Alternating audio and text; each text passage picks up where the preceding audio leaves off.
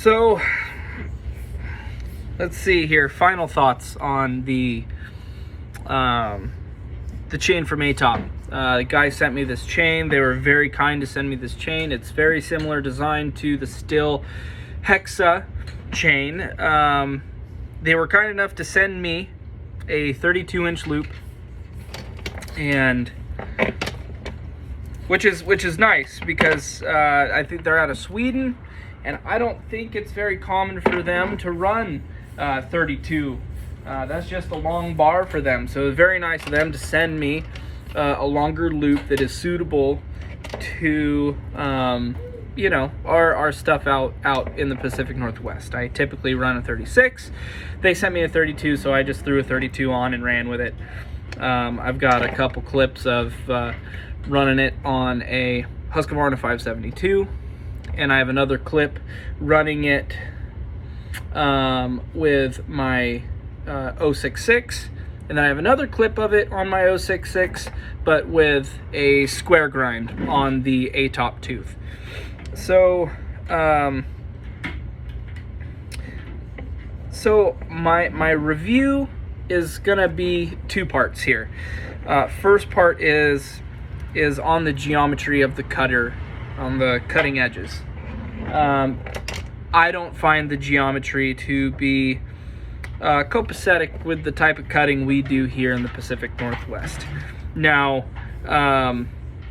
out of the box, sharp factory grind or factory file, or however they do it over there at ATOP, it cuts smooth. I mean, granted, they sent me a full comp chain, so that's typically going to be smoother anyways.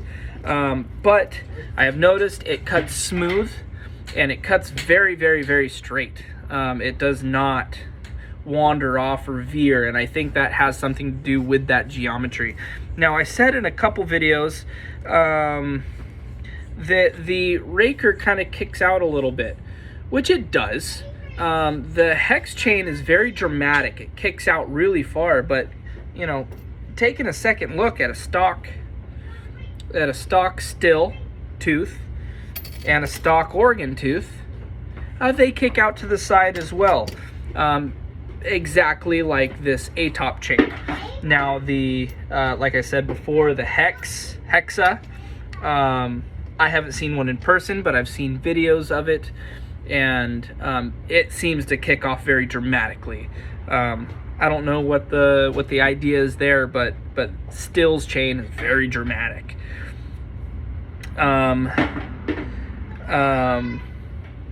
So it cuts straight, it cuts smooth, but I've noticed it's kind of restrictive. It doesn't really cut as fast as, say, a square out of the box, or even some round filed or ground stuff I've had cuts very fast. So the ATOP just does not cut quite as fast, and so I thought, okay, well, maybe I just need to take the rakers down, because on any stock chain I get that's out of the box, I almost always take 2 or 3 swipes off the rakers, or I throw it on my raker grinder here and take it down a couple thousandths. So after I cut with it bone stock, I did that. I took the rakers down a little bit, and it didn't change much. Didn't change much at all. So that just tells me it's a geometry thing. The tooth just doesn't grab the same as a square, or quite the same as a round. And same thing, because it likes to cut very, very straight, it's hard to start that little extra curve. Say if you came up short on your undercut, and you have a little bit of a Dutchman there, it doesn't like to start that new curve to come up and feather some of that out. It's very difficult, actually. Sorry, I got distracted there by the children. Totally forget where I was. Oh, yes.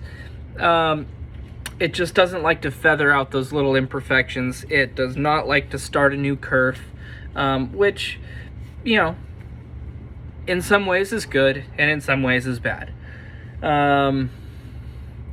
this chain. I would recommend this chain to a lot of tree service, a lot of guys who are kind of new to cutting.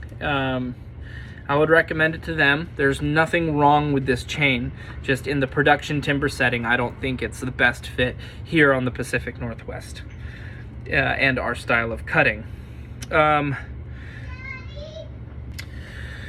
So really, those were the only negative things I have about this chain. And it comes down to more of a preferential thing. It's going to take a lot of work for this to come into the market, just because it's different. Everybody scoffs at different. I don't mind trying different. I like different. Different is, invention. Different is progress. So, now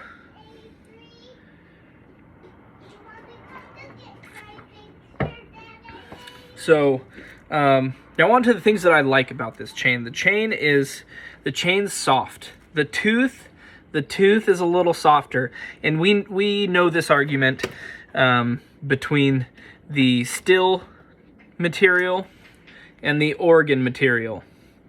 Still tends to be harder. Oregon tends to be a little softer. People like it for different reasons. So this chain, I would say, is very comparable. The material is very comparable to that of still. The tooth is a little softer, very easy to grind.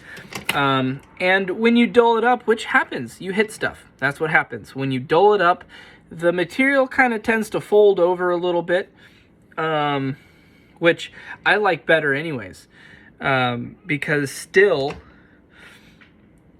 chain, it's harder and it tends to chip off when you hit something, and you end up losing material off your tooth. So here it kind of folds over, but it stays, and you can grind it up and it's just fine. Still is harder to grind, one, because the steel is just harder, and two, you end up having to grind away more. That way you can get to a point where you have a full tooth.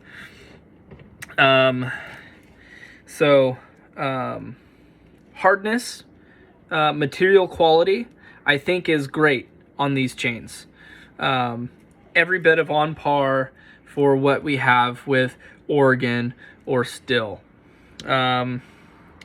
Let's see, tie straps, same thing, nothing wrong with the tie straps, very little wear. Granted, I've only ran it for maybe 2 days. Very little wear on the tie straps, and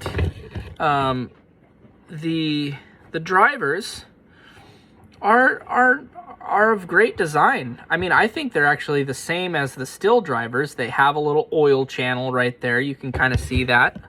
I don't know if you can see that too well, but there's an oil channel in there, and the little dots on the driver there to help grab oil and spin it around the chain and spin it around the bar. So great design.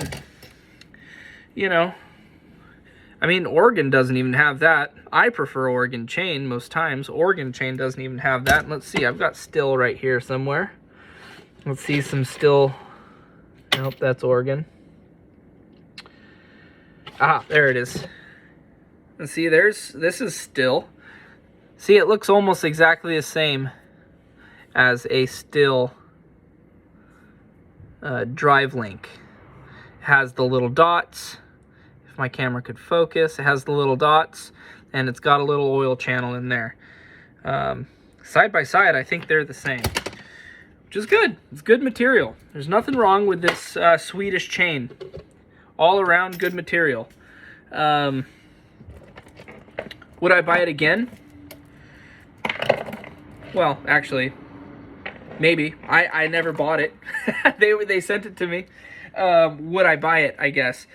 If it were cheap, if I could get it in a 100-foot roll, and if it were, maybe not as expensive as Oregon or still, because granted, chain is getting expensive, just like everything else. Inflation is hitting, yada yada yada. Chain is bumped up. So I mean, if I could get this chain 100-foot roll for the same price or less than I can get Oregon, actually it would have to be less, because then I have to change the grind and yada yada yada. If I could get it for a little bit less, I'd probably buy this ATOP chain, 100-foot roll. Deal with it like we always do. Deal with it on the first grind until it gets dull. and then we do our grind to it. So yeah, all in all, if we need a number system or a star system out of 5, I'd probably give it a 4. 4-star. Chain material is great. Geometry of the tooth is all right. I mean, it's not terrible. It cuts, and it cuts straight. It's just not, it just doesn't fit the timber harvest industry. And it's and it comes as a full chisel tooth. So it checks all the boxes, really. Same way as Oregon or Still. So anyways, guys at ATOP, I think they call this the FC38. I could be wrong. If I am wrong, I'll put it here somewhere. Awesome, thanks. Check it out.